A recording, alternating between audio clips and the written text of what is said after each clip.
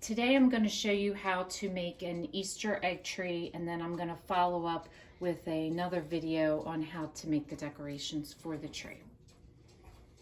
So to make your Easter egg tree, I always like using pussy willows because I think they're a sign of spring, either that or the little yellow flowers that you see, forsythia.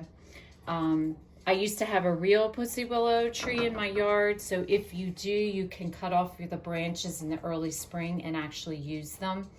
But my tree died a while ago, so I went to the local craft store and I was able to find the pussy willow branches. So I had this milk vase just sitting around my house that I decided to use. I thought it looked really pretty, but you could use a flower pot, you could use any type of vase, as long as it's a solid color and you can't see through it. Because what I did was I put the foam inside the vase, and then I cut my branches and into individual pieces, and then just put them down into the green foam, and then I covered the foam with a little bit of the Easter grass. And that's basically all there is to the tree itself. And I keep this and use it every year, so at the end of the season I just put it in a plastic bag just the way it is. I don't remove the branches.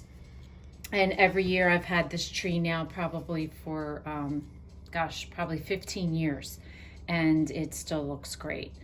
So that's all there is to making an Easter egg tree. So if this is your first time watching, welcome, and please don't forget to subscribe. If you want to receive future notification of posts, hit the bell. And if you liked our video, please give us a thumbs up. Thanks for watching, and we'll see you again soon.